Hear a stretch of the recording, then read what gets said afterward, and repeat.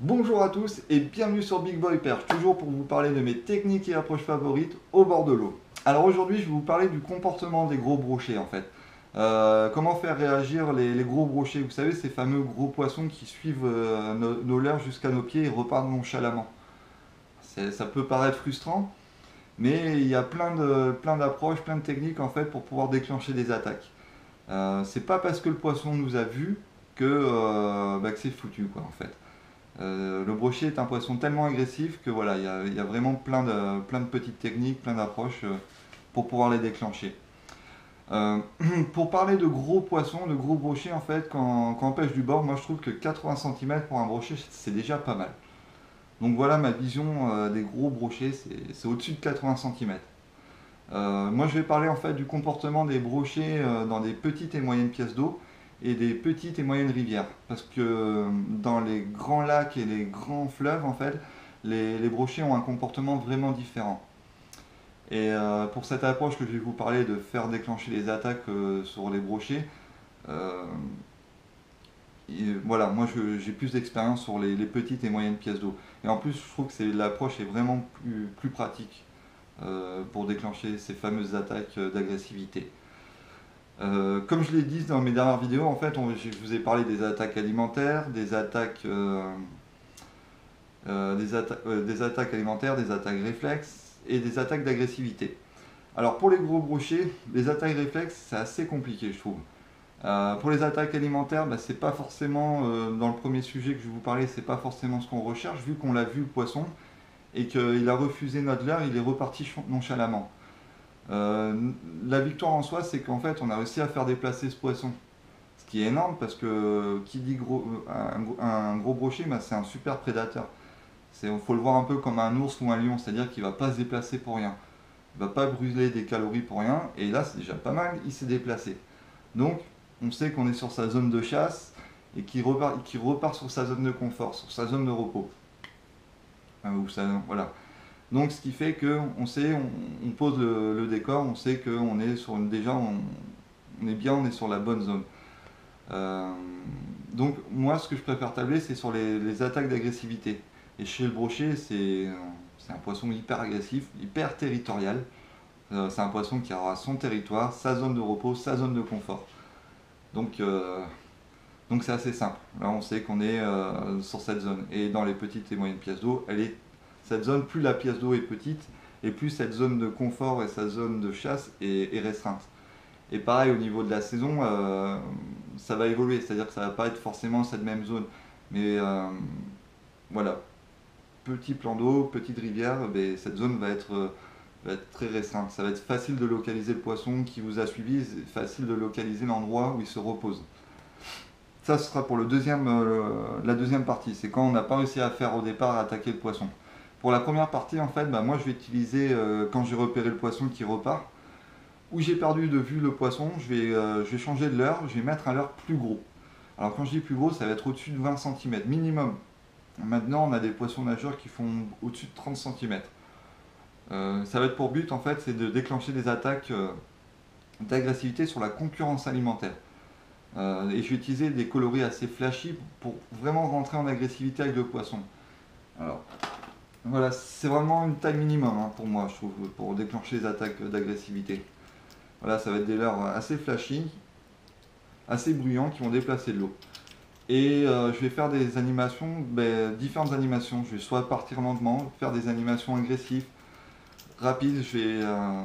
Mais je vais vraiment insister. Quand je dis que je vais insister, je ne vais pas faire 3 ou 4 lancers. C'est que ça peut durer une demi-heure. Voilà, je sais que le poisson, je l'ai perdu de vue à ce niveau-là. Il est parti dans cette direction, mais il n'est pas loin. Il ne va pas faire 100 mètres ou 200 mètres ce brochet. Donc, il y a un moment ou un autre, il va localiser le bruit de ce leurre et ça va l'intéresser. Et on va essayer qu'il tape dessus par agressivité, juste pour le dégager, même pas forcément pour s'en nourrir, mais pour lui dire dégage de là, tu es sur mon territoire, va chasser ailleurs. Et c'est pour ça que le poisson va pas forcément taper dedans à la gueule ouverte pour le manger, mais il va tout simplement quelquefois donner des gros coups de tête, des gros coups de bec pour un brochet. Et généralement, on peut même le piquer là, autour de la gueule, mais pas forcément dans la gueule. Là, ça va être des attaques d'agressivité. Mais j'insiste bien sur le fait du temps que ça peut prendre. Je me suis vu même quelquefois 1 heure être sur un poste et rester 1 heure à lancer, ramener, pour déclencher une attaque.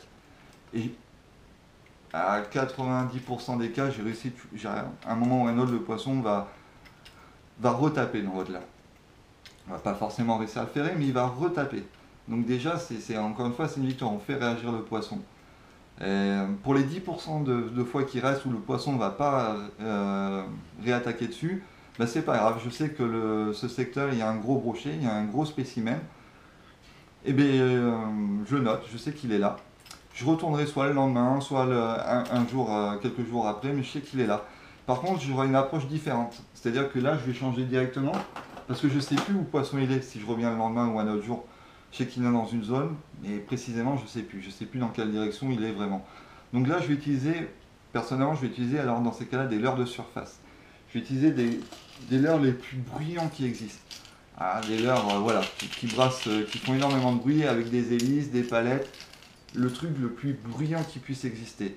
Et pareil, je vais pouvoir rester une demi-heure, 1 heure à balayer un maximum d'endroits pour faire réagir le poisson. Je vais faire des pauses, je vais faire des longues animations, je vais refaire des pauses, etc. jusqu'à essayer de déclencher une attaque.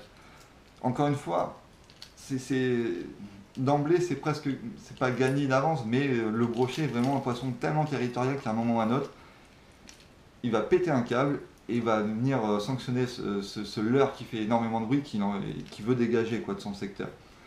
Après, si cette technique, on peut avoir une autre technique, c'est-à-dire que si c'est sur sa zone, on voit du poisson blanc, des gardons, des rotangs, des brèmes, eh bien, on va essayer de coller là au plus naturel. C'est-à-dire que je vais utiliser des poissons de coloris qui se rapprochent le plus possible aux bait fish, aux poissons de fourrage.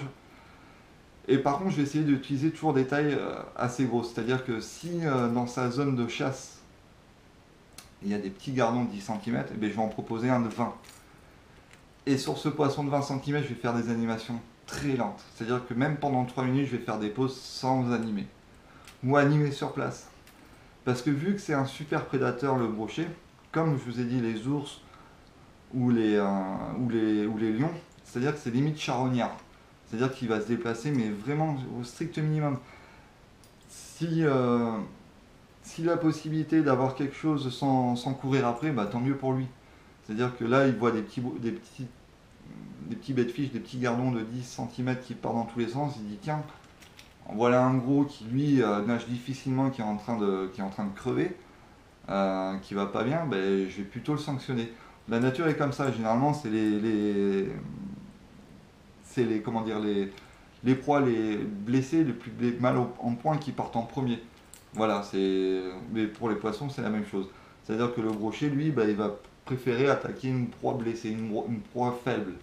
Et c'est là que votre leurre qui est animé tout lentement, très lentement, presque à s'endormir, peut être un déclencheur d'attaque.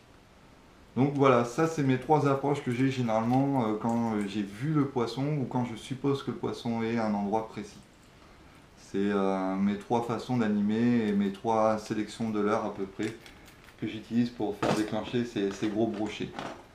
Et donc j'espère que ces petits conseils vous aideront. Et la prochaine fois que vous avez un gros poisson, un gros brochet qui suit votre leurre, même si vous avez vu, sachez que c'est pas perdu du tout. Et sur la vidéo que vous allez voir, vous verrez, c'est un poisson que j'avais repéré depuis 2 semaines, qui m'avait fait 3 ou 4 refus. Oui, celui-là, il m'avait fait 3 ou 4 refus. Et au bout d'un moment, il a craqué. Voilà. Donc je vous souhaite un bon visionnage et je vous dis à plus tard.